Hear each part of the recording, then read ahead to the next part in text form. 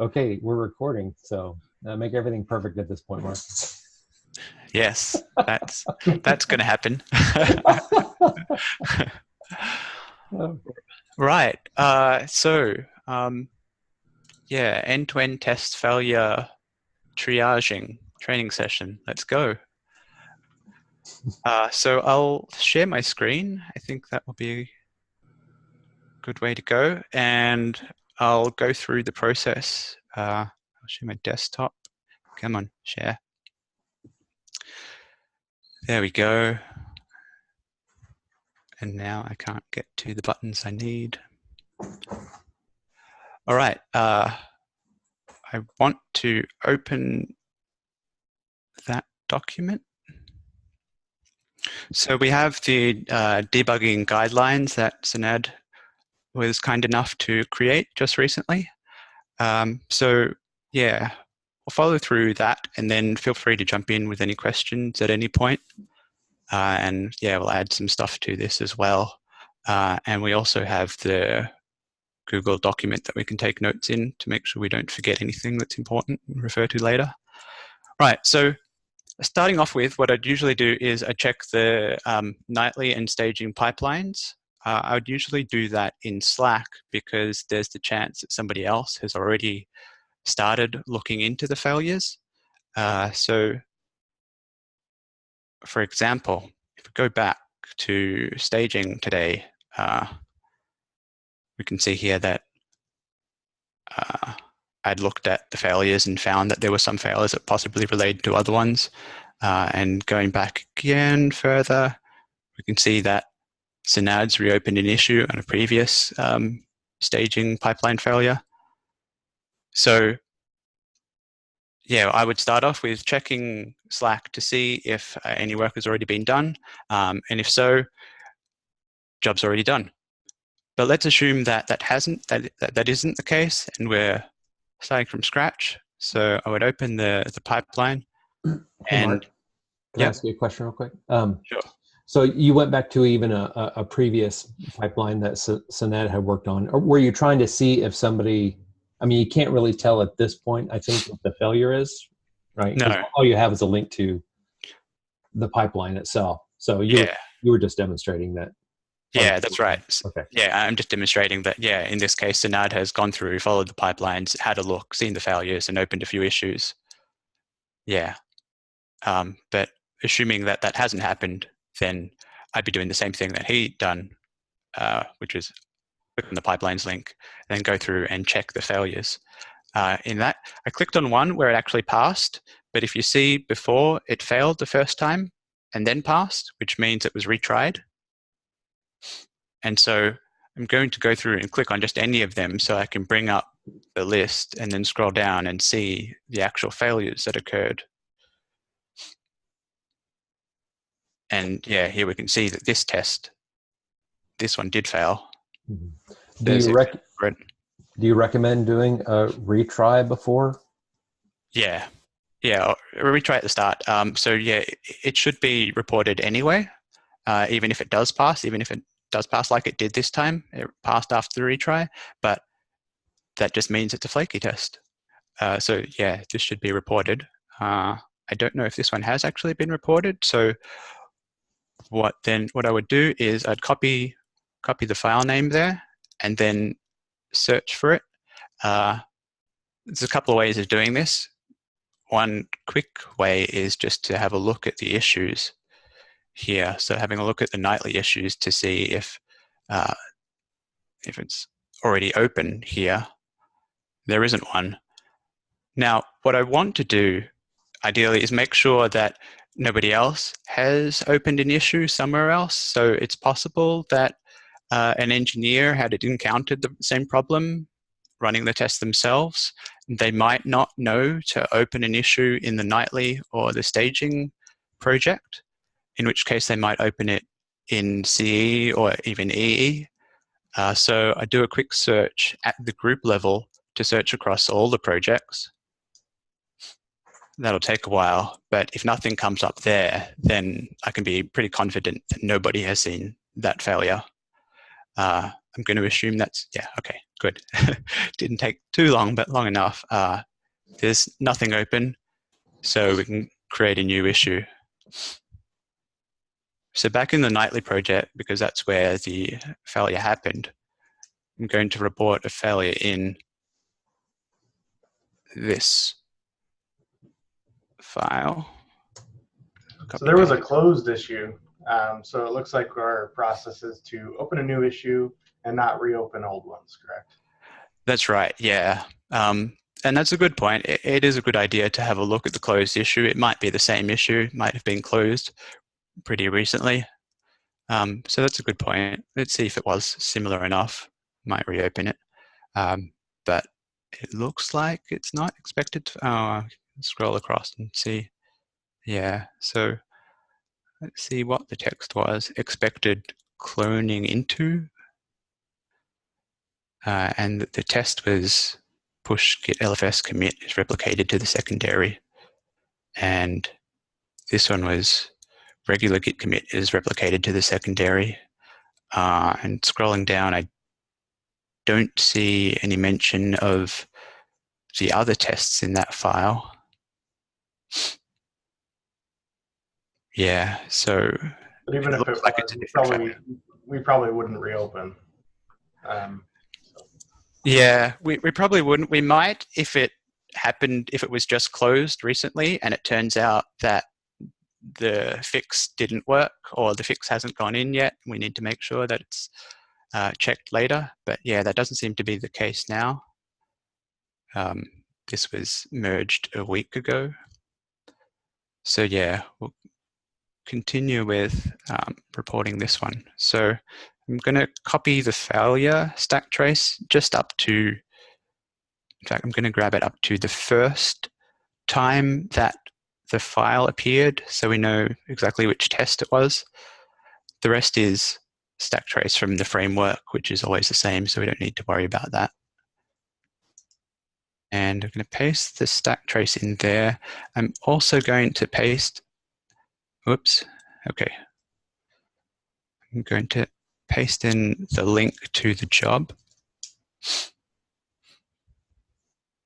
All right, and then I'm going to see what's going on here and see if I can read the exception and try and understand what's going on and add some notes that might be helpful to whoever's going to fix it. So it's expecting to clone into an empty repository. It's got that, but it's also got some more notes about LFS. So it looks like it's actually worked. I don't know, you guys can confirm. It looks like it's worked, but it's actually reporting more information than the test expected. Like a hard text check that it's not getting yet. Yeah. Yeah, so it might be that we just need to update the text that it's checking for. So uploading LFS objects.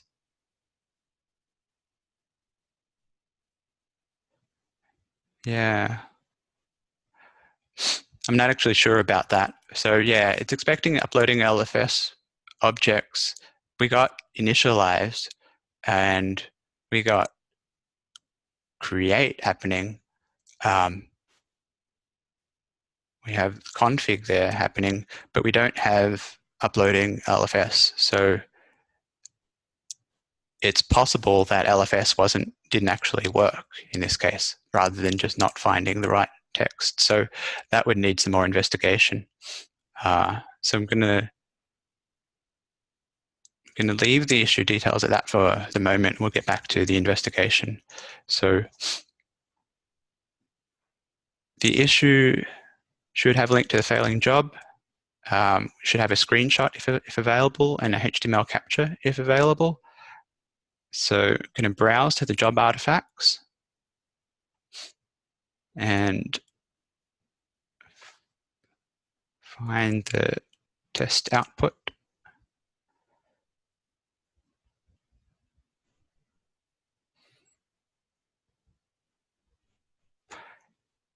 and it was a HTTP push spec, and there's 3 pairs of images in HTML output because it retried 3 times. So I'll just look at the last one, and it looks pretty straightforward, and we can see that, well, a push succeeded, and it looks like we see LFS there.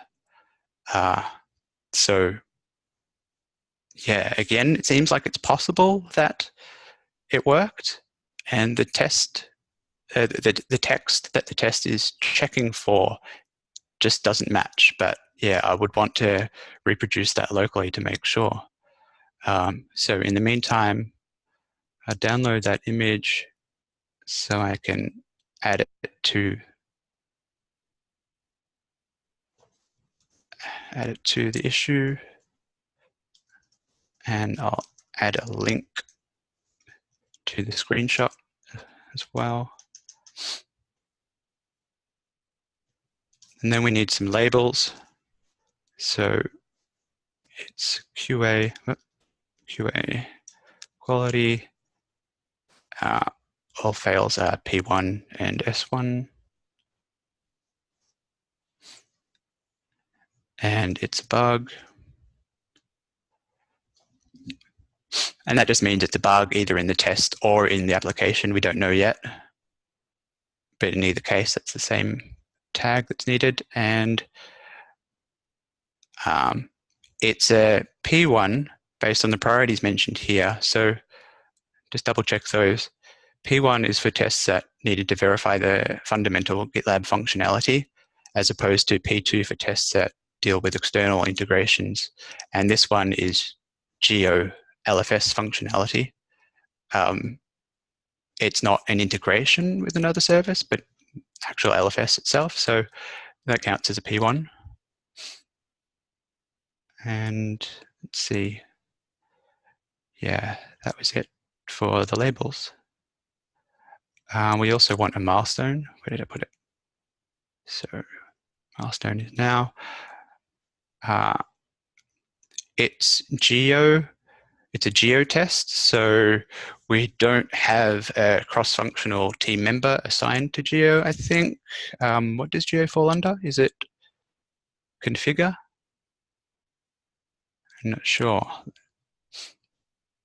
Do you know, Dan?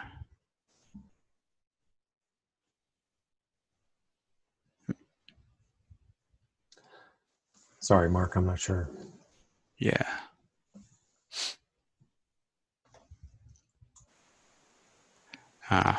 Let's have a look.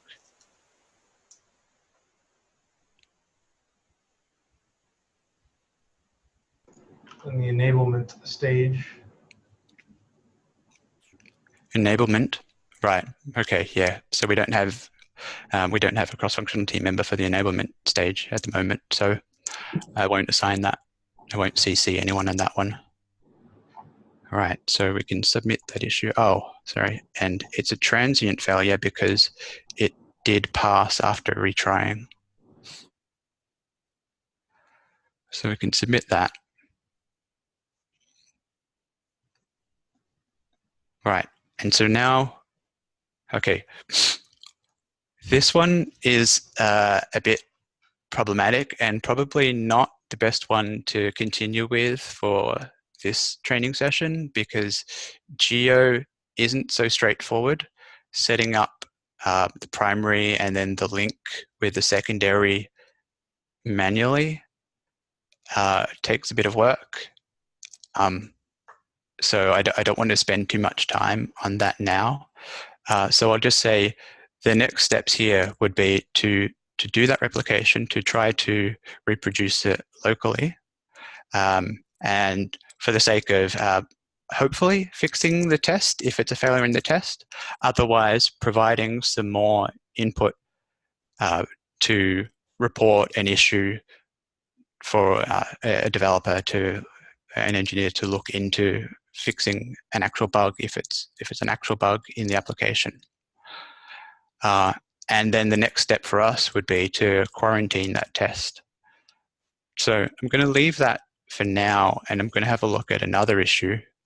Hey, Mark. But Yep. the quarantining the test, that's after we determine that it's something on our side. In either case. So Either if case. it's Okay. yeah, if it's a bug in the software, we'd still want to quarantine it until it could be fixed.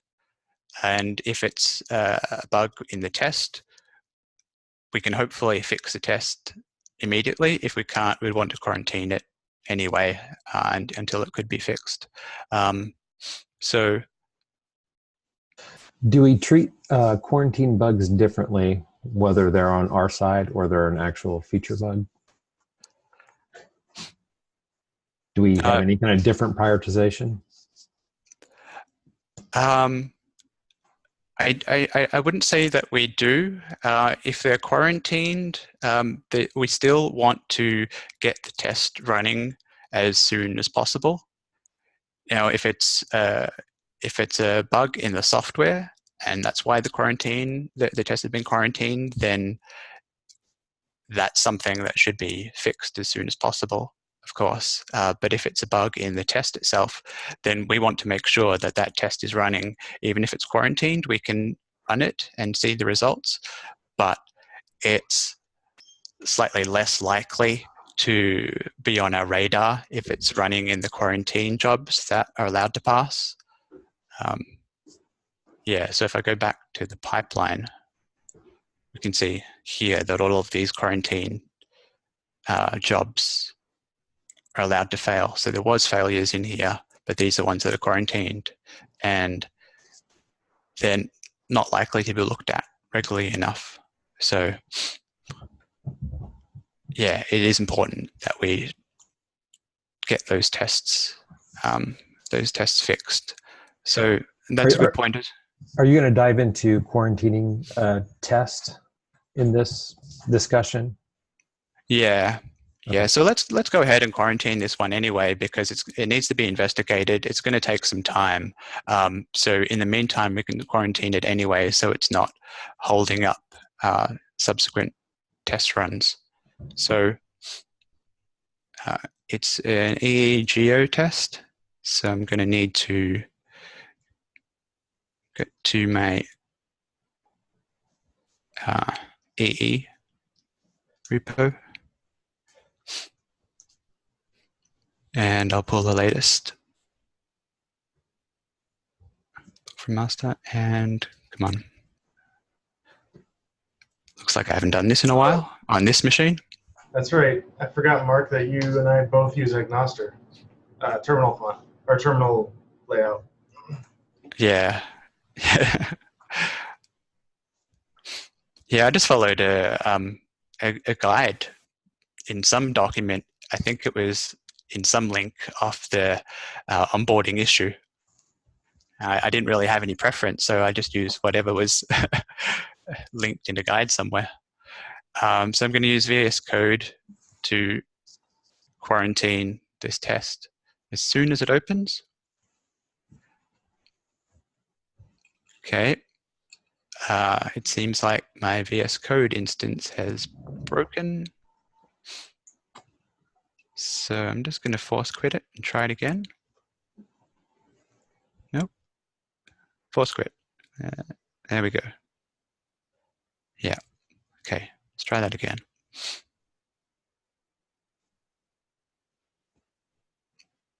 All right. Now, I'm going to find that test again. The geo one. Yep. And I'm going to quarantine it. So when we quarantine, whoops. In quarantine, we want to add a comment about why it's been quarantined. So there's a link, going to add a link to the failure issue. And then just going to add the quarantine metadata. Okay. And commit is just going to be a quarantine failing test. And I need a new branch.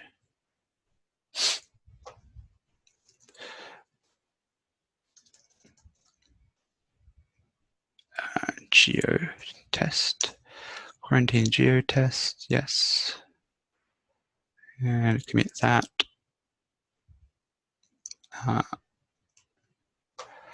Let's just make sure it's doing what I expect. Yep. Okay. So I'm going to push that. Oh no. Okay. So bit of a hiccup. I haven't done this from this computer in a while, and clearly I don't have my security set up correctly. So that's annoying. All right. So we know how to merge an MR anyway, so I think I'll skip that point now, and I'll fix that offline. But basically, all I'm doing there is creating a merge request with that change in, and then I would post in the quality channel asking somebody to review it. So there's probably one somewhere nearby. So here's an instance of me opening a merge request and posting in the quality channel to ask the team if anybody is available and able to review it. And that's just so we can get the change in quickly so that it doesn't hold up any other pipelines. And we can see here that there's just the one change. So similar to what you saw there, but for a different test, just the failure issue again and the quarantine tag, and that's it. Sinad approved it, and I think he set it to merge as well. So yeah, that's quarantining. Any questions about the quarantining process? No, that's very straightforward. Thank you. Yeah. So what I think would be useful is some more coverage of the actual investigation. So after we're quarantined or during the process of quarantine, if you want to do it side by side, we also want to debug the test failures, investigate the failure, try to reproduce it locally, see if there are any logs or any further insights we can add to the issue to help whoever's going to be fixing it, or to fix it ourselves if it's quick and easy enough to do so. So there was actually another failure. Was it in staging? Yeah. So staging also failed recently, last night, and there was a new failure that I think needs to be reported too. So this one also retried a few times, failed each time. So yeah, failed each time. So this one's not a transient failure.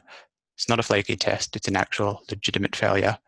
And if we have a look again at the artifacts, browse to the artifacts, we go to the last run, have a look at the test.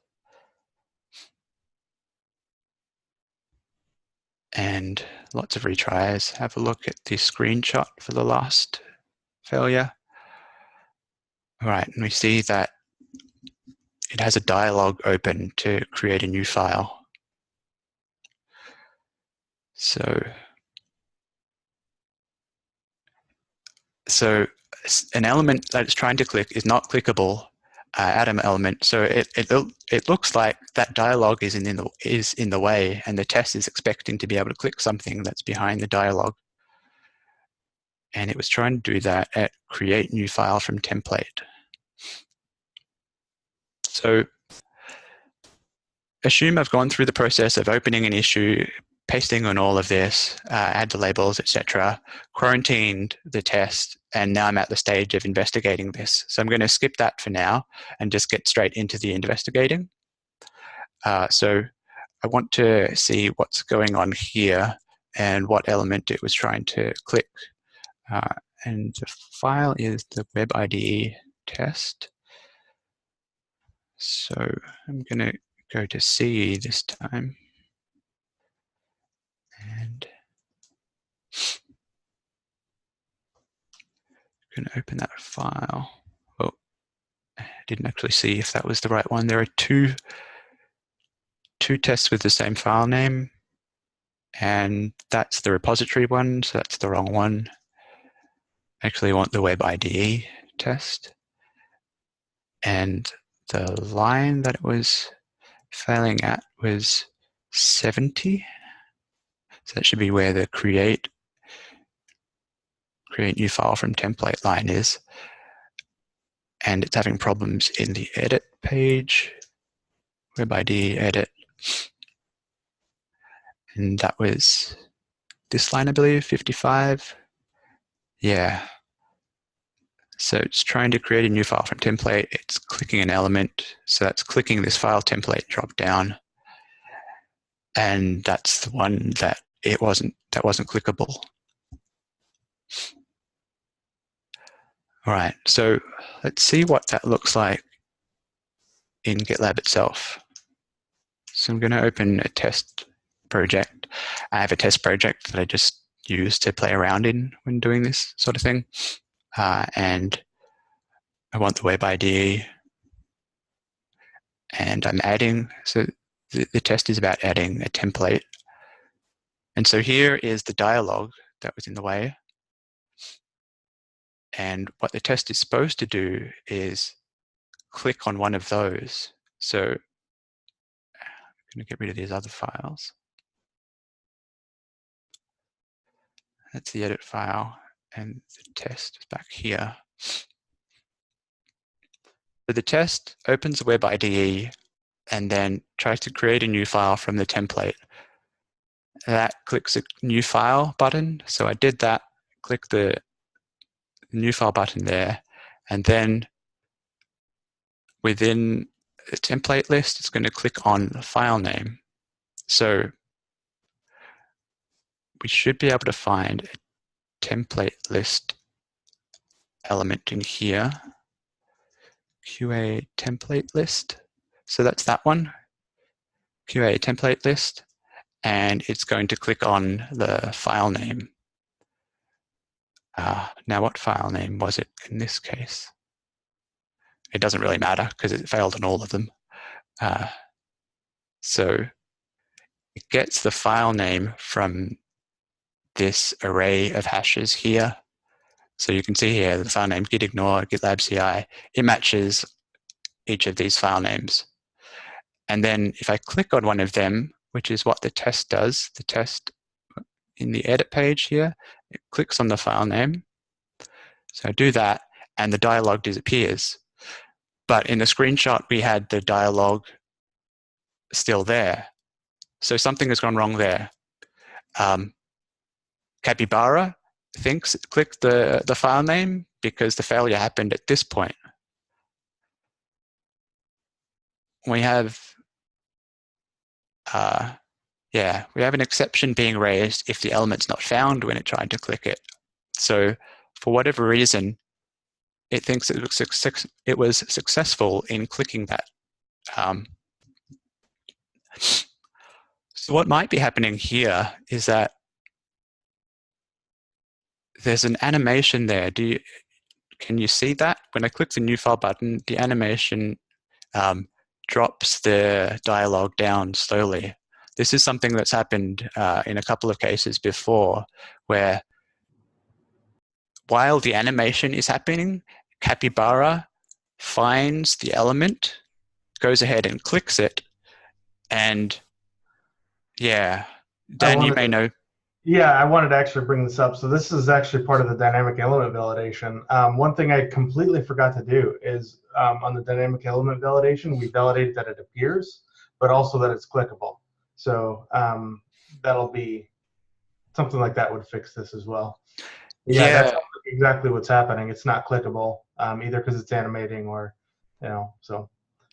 It's weird though because it's just not ready to click it basically. Yep. Yeah.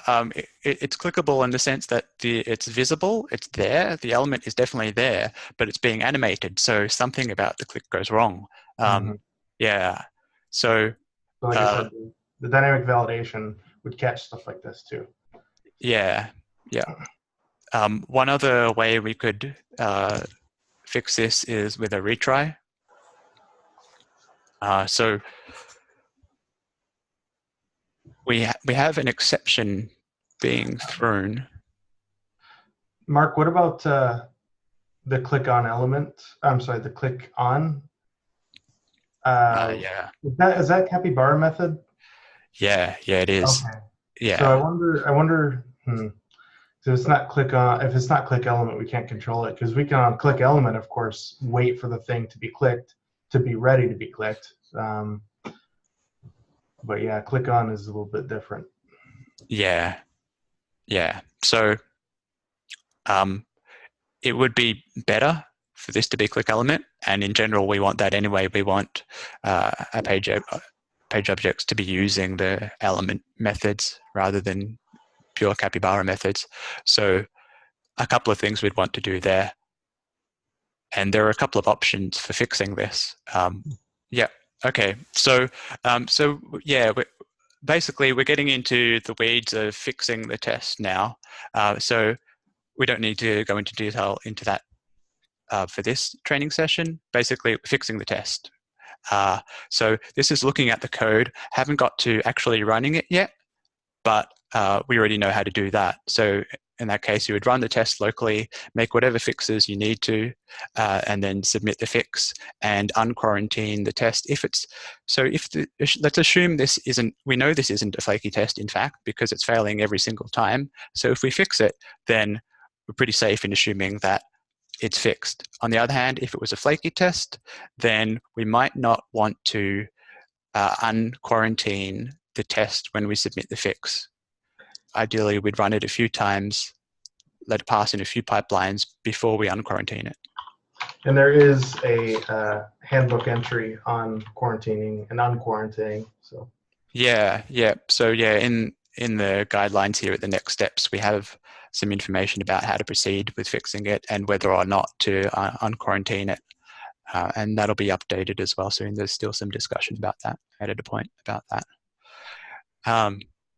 So that's a bit of an overview. We haven't actually had a chance to demonstrate running it locally in this session. So might need to think about doing that in another session. Yeah, do another recording. That's probably a good idea. We'll set up a follow-up. Do you want to continue with this one, or would you prefer to do another? I'd prefer to do another, but it might be worthwhile now just continuing. Do you have any questions? What would you like to see covered in another one? Yeah, going through actually running it locally. I think where a lot of new people are going to get hung up is where we have all the different things that we have to get set up locally to get things running. That's kind of a whole different beast. So you probably don't want to go too far off the common path at this point, at least for this training. Yeah. So on item 2D, D as in Delta, let's cover, just so we're covering all of our bases. If it's reproducible, of course, you create the issue. If it's not, we probably still create the issue, but let's outline that real quick too. Yeah. So if you can't reproduce this locally, what happens? So if we can't reproduce it locally, then we're still seeing the failure. There's a couple of things we would do. So what I would first try is to reproduce it locally using GDK. If that doesn't reproduce it, then I would try it using Docker. So yeah, in the guidelines, there's some help there about how to run the Docker image with GitLab, and then you can run the test against that Docker image. If that doesn't reproduce it, then finally I would run the tests themselves inside Docker, which is essentially running the test with GitLab QA. So that would be useful to add to the guidelines document as well. Reproduce by running the test via GitLab QA, so that both GitLab and the QA framework are inside separate containers communicating with each other. Potentially something might be happening in that interaction that doesn't happen when running via GDK or Docker and the local test framework. If that doesn't reproduce it, then something really strange is going on, because that's basically how how it works in CI. It's the GitLab QA running Docker containers, communicating with each other.